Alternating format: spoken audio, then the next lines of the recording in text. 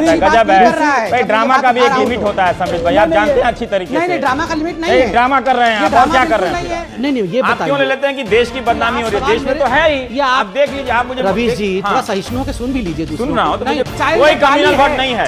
ये क्या जावेद अख्तर का सिनेमा है कि मैं एक माँ हूँ?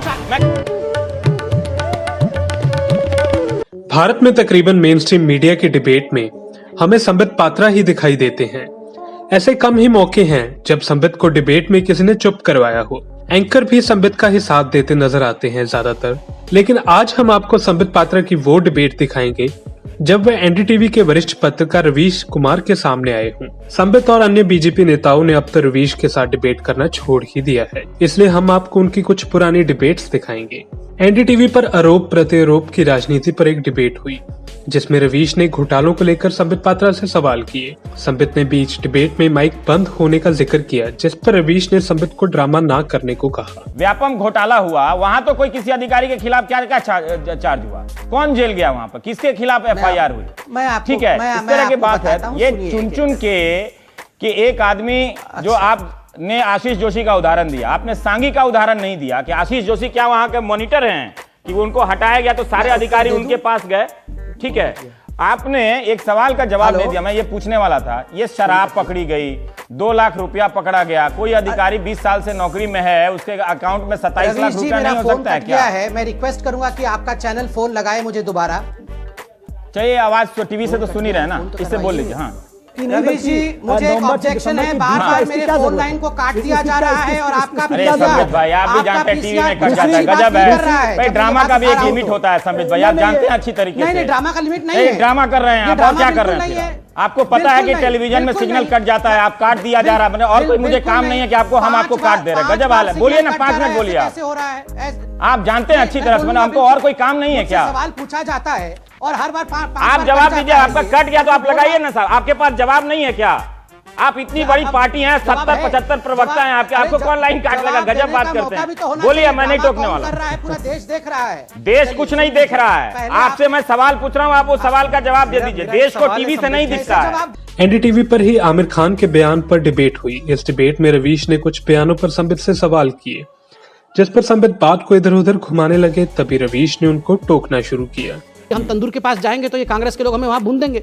नहीं, एक आदमी ने बड़ा खराब काम, बिल्कुल सही जवाब दे रहा हूँ। आप ठीक है, मैंने आप कह रहे हैं महिलाएं डरना, आप क्या जवाब दे? आप बोल रहे हैं कि वो आदमी डर रहा है कि कोई भी मीट नहीं बनाएगा, तो हम यही ना बोलेंगे। अरे आपको बहुत आप इतना बता दीजिए, आमिर खान के बयान से अगर देश की बदनामी होती है तो ये पाकिस्तान भेजने वाले बयानों से देश का क्या होता है? नाम होता है देखिए कि हम पाकिस्तान का टूरिज्म प्रमोट कर रहे हैं, क्या होता है? देखिए, आमिर खान जी के बयान से देश का क्या होता है मैं तो नहीं जानता हूं, मगर पूरे विश्व में आमिर खान एक साधारण व्यक्ति तो है। आप लोग सरकार पे क्यों दिल पे ले लेते हैं? जैसे अरुण शौरी ने आलोचना की प्रधानमंत्री की, जुबान से बोल रहे हैं, उनके बहुत सारे शब्दों से मैं भी इत्तेफाक नहीं रखता कि इस तरह से नहीं बात बोलना चाहिए, नहीं, लेकिन सोशल मीडिया, आप सोशल मीडिया बीजेपी का है क्या?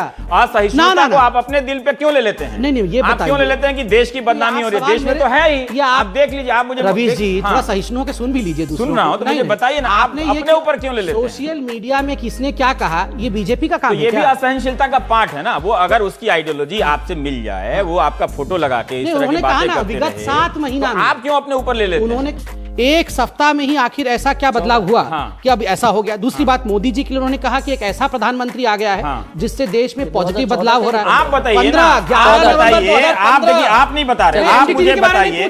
अरे सर, मैं आपसे पूछ रहा हूँ, मैं चेक करके आप बताइए कि जो आदमी 10 दिन पहले प्रधानमंत्री की तारीफ कर रहा है, उसके बाद आपके प्रवक्ता शाहनवाज हुसैन कह रहे हैं कि ये भारत के खिलाफ कोई साजिश है। आप बताइए ना कि एक हफ्ते में वो आदमी क्या साजिश कर रहा है? वो तो दंगल की शूटिंग कर रहा था वो कहीं पे, वो क्या साजिश कर रहा है? दोनों उत्तर दे रहा हूँ, मैं दोनों उत्तर दे रहा हूँ। एनडीटीवी पर एक डिबेट में रवीश ने संबित से एक मुद्दे पर सवाल किया, जिस पर संबित और रवीश में तीखी बहस होने लगी। पर रवीश बार ललित मोदी के मुद्दे पर एक डिबेट हुई। इस डिबेट में रवीश ने मंत्रियों द्वारा डॉक्यूमेंट पर साइन किए जाने और ललित मोदी से मुलाकात के मुद्दे पर सवाल किए, जिस पर संबित पूरी तरह फंसते नजर आए। पर राम मंदिर के मुद्दे पर डिबेट हुई। इस डिबेट में रवीश ने बीजेपी के चुनावी मैनिफेस्टो में राम मंदिर के वादे पर कुछ सवाल किए, जिस पर संबित विपक्ष पर ही निशाना साधते नजर आए। पर रवीश ने उन्हें सही जवाब देने को कहा। लोगों में भी सब्र है, हम में भी सब्र है कि ना कानून तोड़ेंगे, ना किसी के दिल को तोड़ेंगे। देखिए, कानून तो एक बार टूट चुका है, वो 92 में कानून टूट चुका है, वो छोड़ दीजिए। ऐसा नहीं है कि कानून नहीं टूटा है, टूट चुका है अपने हिसाब से ना। ये बात, इसका जवाब जब मैं पूछ रहा हूं कि जब विश्व हिंदू परिषद के लोग कहते हैं कि आप संसद में कानून बनाकर मामला मार्ग को प्रशस्त कीजिए, क्योंकि अदालत का फैसला आने में ही 10-15 साल और लग जाएंगे, ठीक है, उस पर जवाब दीजिए ना। तो आप पूरा भारत, भूमिका, सब पालनपुर तक पहुंच गए। अभी मैं इंडियन एक्सप्रेस पे वली अहमद का आर्टिकल पढ़ रहा था, लेकिन आप लोग पहले नंबर पर वो राम मंदिर मुद्दा होता था और इस बार 41वें पेज पे चला गया है वो घोषणा पत्र में। तो मैं इस पे पूछ रहा हूँ कि जो राज्य लोकसभा में कानून लाने वाली बात है, उस पर आपकी क्या राय है? घोषणा पत्र में राम मंदिर किस स्थान पे है उससे महत्वपूर्ण है कि हमारे दिल में राम मंदिर उसी स्थान पे है जिस स्थान पे था। और जहां तक कानून का विषय है, जहां खूब बात, देखिए आप बात बना रहे हैं जी के आत्मा को चोट पहुंचाने वाला विषय है। जिस व्यक्ति ने अपना पूरा जीवन राम मंदिर राममय के लिए बिता दिया, अगर उनके अंत्येष्टि में उनको याद नहीं किया जाएगा तो आप एक मृतक व्यक्ति के आत्मा को ठेस पहुंचाने की कोशिश कर रहे हैं। वही तो मैं जानना चाहता हूं कि उनकी आत्मा को ठेस ना पहुंचे, आप क्या सीरियसली करना चाहते हैं? तो आप बता ही नहीं रहे हैं। वही तो मैं जानना चाहता हूँ कि जो भागवत जी ने संकल्प लिया कि उनकी आत्मा को सच्ची श्रद्धांजलि दी जाए, वो तो आप बता ही नहीं रहे हैं कि उनके रास्ते से आप चलने के लिए तैयार हैं कि नहीं तैयार।